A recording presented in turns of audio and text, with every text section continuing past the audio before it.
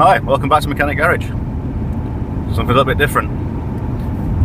As you've seen this then, it's quite cold, and if you hadn't guessed already, I'm in the Rover. I rode 75 Tourer, and that camera bouncing.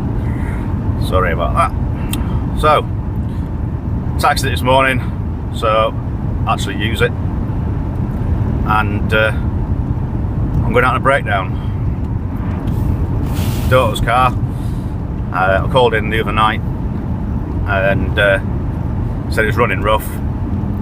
Little Peugeot 107 3-cylinder, and sure enough, same problem we had before with one of the coil packs had packed up, died, and we replaced it. Fine, no problem, straight back out on the road. She messaged, what day was it? Thursday night. It's done a different thing. It popped and now it's running really badly. So called in, had a look, and again another coil pack going. So it's a different one this time, luckily. But I'm going on my way over there now to get it changed. Ordered a new one. 20 quid I think they were, 21 quid, something like that. And we'll go and get that sorted. For now it's just a drive through frozen Lincolnshire.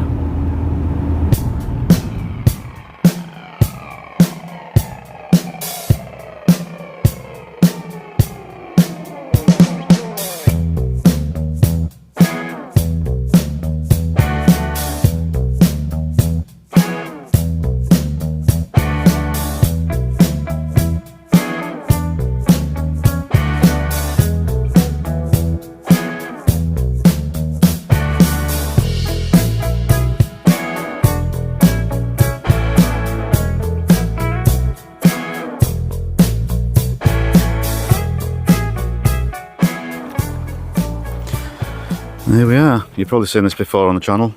I did exhaust on it and a few things when I first got it. She's a bit frosty, not moved for a little bit.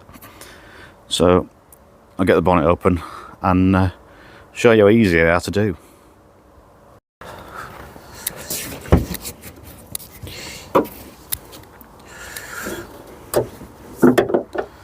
Right.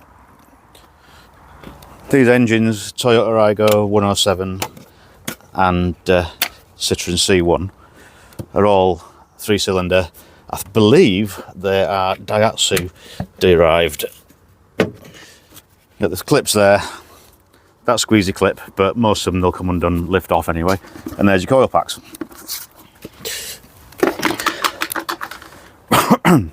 Now I know it's this one that's failed. That one was changed earlier. So I'm going to start it up and I'll show you a quick and easy way to actually work out which one it is. I did try my diagnostic tool and it wouldn't connect to the car, but wouldn't read it. I think it was just too cold.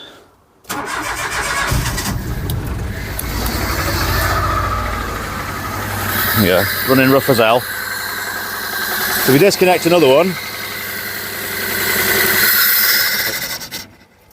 it can't run on one cylinder. So each time you do that, if you do it quick enough, they don't stop. You can diagnose it like this. And you pull that one off, no change whatsoever, so that's your culprit. Don't run them too long because it puts fuel down the exhaust. So, having done it before, 10mm. I knew it was 10mm, so I brought a 10mm. Gently undo the screw. Simply remove.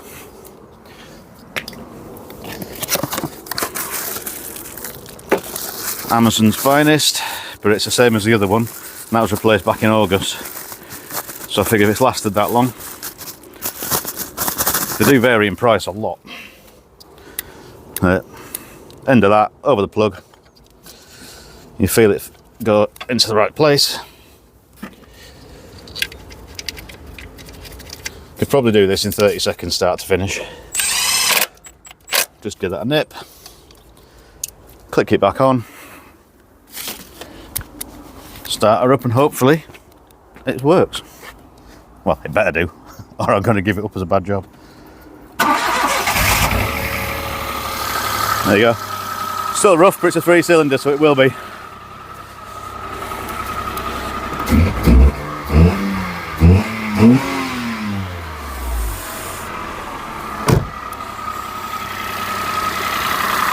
Simple as that. Got a couple of connections, got air breather and a clip, the air intake there.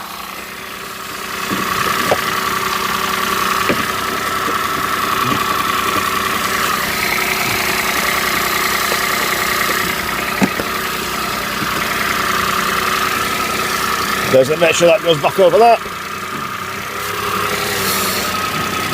Air breather goes back over that.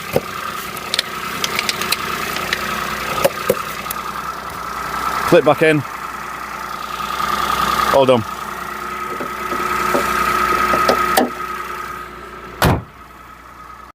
And that is how easy it is to change coil pack on one of these. Dead easy. I forgot to bring my scanner anyway. Engine management lights on. That'll probably go off in time. It did last time. So if it doesn't, I can always plug it in another time and get it sorted. But at last you got a car back, just park it in the sun and defrost it. So thanks for watching. Like, comment, subscribe. I've got another one coming hopefully this weekend if I can get things done. What I've got planned. If not, we'll see what happens. But this one will be out on Saturday. It's a bit on the cold side. However, it's not too cold for working because the sun's out. So, and there's no wind, which is always handy. So thanks very much. Catch you in another video. Cheers.